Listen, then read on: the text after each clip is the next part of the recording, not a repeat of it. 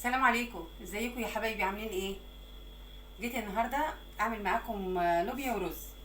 وعندي بتنجانه صغيره كده في التلاجة بتتمشى، قلت اخللها وهخلل معاها شويه طماطم. بس الاول هعمل اللوبيا. انا سايبه اللوبيا بتتسلق على العين، وهحضر الصلصه بتاعتها على العين التانية معاكم. تكون اللوبيا اتسلقت، هحط اللوبيا واقوم عامله الرز واعمل معاكم المخلل على طول. يلا بينا. يبقى انا جيت معاكم، حطيت معلقه سمنه صغيره وحطيت حبه زيت برضو. في حاجات بدخل فيها السمنه وفي حاجات بدخل فيها الزيت. والنهارده انا عامله الزيت والسمنه مع بعض زي ما تحبوا. كل ما تحبوا تخففوا هتخففوا. سيب السمنه تقدح بس، وهنزل البصل معاكم.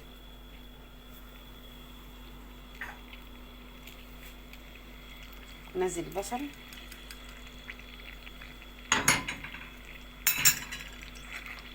البصله تصفر، هنزل بالطماطم بتاعتها واحط التوابل بتاعتي واخدها غلوه. ولما اللوبيا تخلص في السليق بتاعتها هجيبها انزلها في الطماطم تاخد كمان غلوتين، ونطفي اللوبيا ونعمل مع بعض رز بشعريه والمخلل. خليكم معايا. البصله معايا احمرت قوي، معلش حقكم عليا.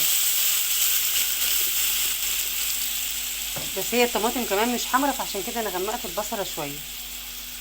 هنزل بقى باللوبيا، استنوني حبايبي. ورجعنا عايزين نعمل الخلطه بتاعت المخلل. هنعملها مع بعض. انا عندي قرن فلفل احمر وقرن فلفل اخضر، هنحطهم مع بعض في الخلاط كده. وهحط شويه ميه صغيره، بس هي نص بتنجانه تقريبا اللي عندي. وهحط شويه خل. تمام. وعندي عصره ليمون اهوت، ومعاه حته الثوم بتاعته، هضربهم مع بعض اهو. ومعايا كزبره، ومعايا كمون، ومعايا قرن فلفل ناشف، شطه، ومعايا حبه الملح بتوعي هضيفهم برضو.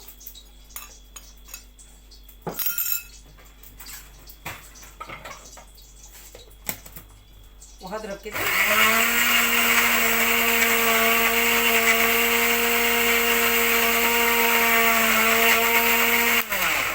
خلصت الخلطه بتاعتي.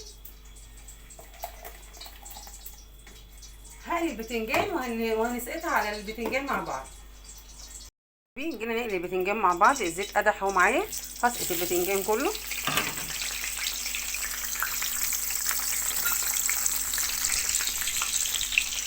انا مشغله الصلصه بتاعت اللوبيا هناك بس تاخد غلوه، وهطفي عليها لغايه بس ما اللوبيا عندي تتسلق. هخلص البتنجان وارجع لكم. حبايبي الصلصه غليت معانا واللوبيا كمان اتسلقت. هسقط اللوبيا.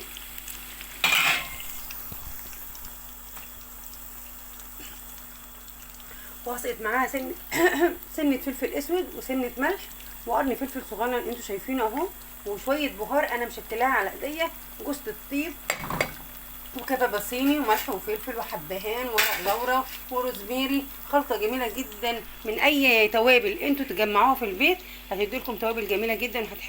هتحبوها في المفرومه، وهتحبوها في المحاشي، وهتحبوها في الخضار. تاخد غلوه واوريكم شكل اللوبيا. على فكره يا حبايبي، بصوا انا قليت البتنجان اهوت، وهحط عليه شويه طماطم واقلبهم كده. هقلبهم كده معاكم. وهضيف الخلطه بتاعتي. مش قادره اقول لكم والله ريحتها جميله. وبصوا انا على فكره عامله اللوبيا من غير لحمه، يعني مش كل يوم هيبقى عندنا لحمه ومش كل يوم هيبقى عندنا فراخ. فانا قلت تغيير خفيف وفي نفس الوقت حاجه حرشه كده اهوت. بالشكل المخلل. انا ضربت قرن فلفل اخضر وقرن فلفل احمر، كان عندي بالظبط بتنجانه متاخد منها حته. وحطيت ملح وكمون وكزبره وقرن فلفل مشطشط كده. وانا طبعا قالي ضربه قرن فلفل احمر وقرن فلفل اخضر. وقليت قرن فلفل كان عندي اهو صغير واحد بس، قليته مع البتنجان. وخلطت الطماطم مع البتنجان وعملت طبق مخلل جميل قوي. هغرفه معاكم ومع اللوبيا. بس هنعمل مع بعض لسه الرز. هنعمل مع بعض الرز. هنزل بالزيت. انا هعمل رز بشعريه، وانتوا عارفين انا بحب اعمل الرز بالزيت. الرز بشعريه بحب اعمله بالزيت. بسم الله الرحمن الرحيم. هنزل بالشعريه بتاعتي.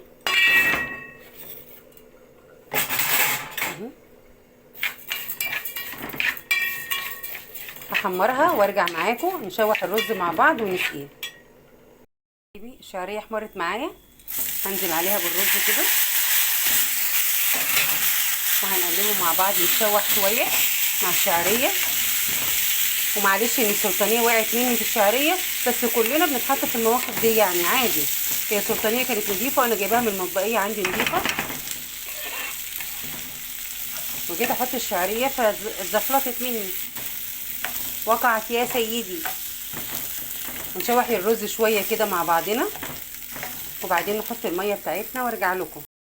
هي الفكره يا حبايبي، وانا بس بقلب الرز بالشعريه كده هو، قبل ما اضيف له الميه انا بغلف الرزايه بتاعتي بحبه الزيت اللي فيها، علشان خاطر تطلع مني الرزايه، تطلع معايا رزايه مفلفله وجميله قوي، وبتعمل ريحه جميله قوي. تشويح الرز بيفرق في نزول الميه عن ما تنزل الميه وبعدين تنزل الرز، بيبقى ليه ريحه جميله جدا. جربوها وقولوا لي في الكومنتات كلامك صح ولا غلط. ماشي، انا هنزل بالميه بتاعتي اهو. الرز قد الميه، الرز عندي كوبايتين، والشعريه بتاعتي نص كوبايه،